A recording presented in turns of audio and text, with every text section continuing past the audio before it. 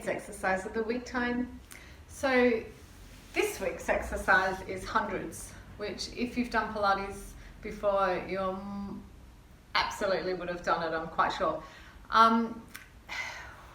Where to start, right? There's so many things involved with hundreds. I'm going to show you what it is first. It's probably a good place to start. Then we're going to break it down a little bit and make it relevant for horse riders. I especially, and it's not just what the exercise is about, but I especially like the breathing part for riders. And those of you who can, for instance, ride a jump course or ride a whole dressage test without breathing once, it takes an incredible skill. That's probably not the best way to operate. And this will help that. Okay, it's going to help you engage your core and be able to breathe from down here very well. But let's start with what actually is hundreds to begin with. Hundreds is an exercise. It's one of the very classic Pilates that most Pilates classes starts with. And it's usually used as a warm-up exercise to get things happening.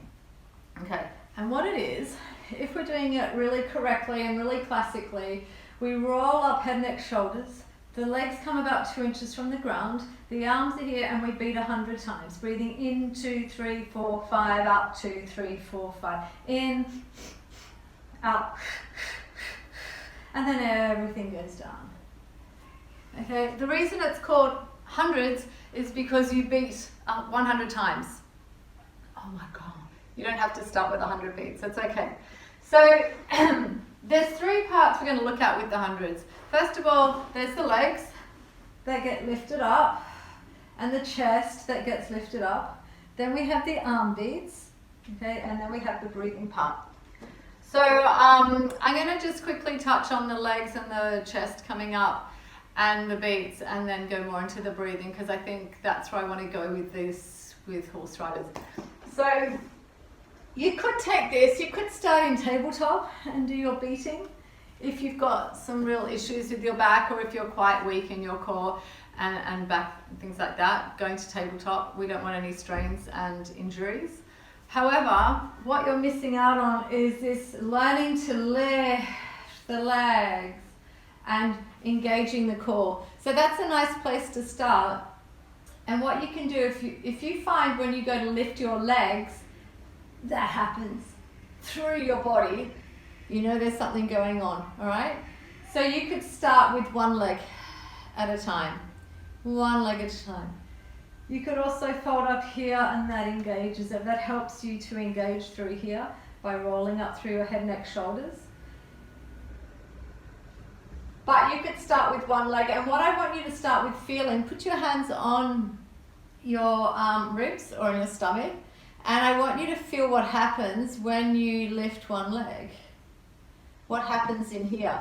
What happens through here? So you don't want your back lifting up like this as you lift your leg up. So you need to engage these muscles. And that's really good for riders and everyone to understand that for this to do anything, these legs to do anything, you need engagement through here. So you can feel that even if you don't lift the leg and you think about lifting the leg, you can feel that happening. Okay, so you could start with one leg at a time, lifting and feeling this engage. Okay, the lower the leg, the harder the exercise. So you might want to start with your legs really high, like this, and then you might want to work on taking them lower and lower, but it should never be so much that it's straining your neck, or that you start using your back and not firing up the front of your body, okay? The rolling up head, neck, shoulders, you have to allow enough space here for the breathing to occur, but you're engaging these muscles here and you're working through here. But you want to not get really restricted through this part of your neck, okay? Your muscles have to obviously work. You can't lift your neck without working muscles, but you don't want them so switched on and so tight and working in the incorrect way that you start restricting your breathing. Okay, so that's just a little bit about how you're working your body. You're lifting both ends of your body around your midsection. Then we go on to the arms. So when we beat the arms, there's a few things going on there. All right, you want to really stretch the body, the arms forward, and in opposition, because one of the principles of Pilates is opposition, so that working through your body, that one part of your body is reaching one way and there's another part reaching the opposite direction. So when you've rolled up to this position, this is pulling back, but your arms are stretching forward, so you're getting lovely engagement through here. But reaching the arms forward will help you keep connected. It's also those beats really pumping energy and lymph and blood through your system to really get you healthier and woken up. And it's also testing the stability of your spine, which is really good for riders and everybody. So you're testing how stable your spine is when you're moving your arms. Or if you're shaking around like this, or you start moving your back this way. The other problem that you sometimes see with people, they start doing this with their upper body instead of keeping it still. And the other thing that people like to do is do this or this. It's got to be definite. Alright, so you're really connecting that arm into the shoulder. The third point is the breathing. When you breathe in for 5 beats, breathing out for 5 beats. The breathing is really important. So when we relate it to riding and people holding their breath, that can be for many reasons. Sometimes it's because of stress or nerves, or putting yourself into a survival mode, sitting on a flight animal. And sometimes it's a concentration thing. Sometimes you're using your diaphragm to stabilize and having your core locked on rather than having a dynamic core. So when you're riding and you need to have this tone and lift through your body, you need to work these muscles, but it has to be a little bit dynamic, okay? And what people do when they're holding on too tight, they stop breathing. What this teaches the body is to engage and breathe all at once. So you've rolled up, and what happens with the diaphragm, there's different lobes to the diaphragm. So if you're just using the front of your diaphragm to breathe, you're missing out on half the diaphragm to breathe, okay?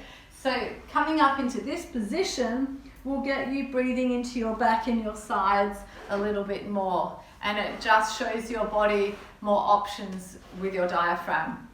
And that allows you to sit on your horse, be able to engage and breathing in and breathing out as you ride. Then you can breathe in rhythm with your horse. Then you can move better with your horse and you can influence your horse a lot better. Okay, so we're going to just do, should we do 50? We'll do 50. You can start with, say, 20 beats, which would be 2 breaths. Build it up and build it up and build it up. And just add a breath every so often till you reach the 10 breaths, which is 100 beats. Okay, so we're checking. We're in here, the legs are long and taking my legs here. My hands are going to be mid-thigh. And we're going to breathe in, 2, 3, 4, 5, out. In. Out. I'm stretching my hands. I'm making length through here. I'm not curling up so much that I don't have length. It's not teaser, it's hundreds, okay? Chest is wide, shoulders are down my back. In, out, in, out. And then you can relax completely, as Mr. Pilates said. Relax completely. So that's a good one for engagement, getting everything moving, stabilizing the spine, and really good breathing while you're working your core on the horse.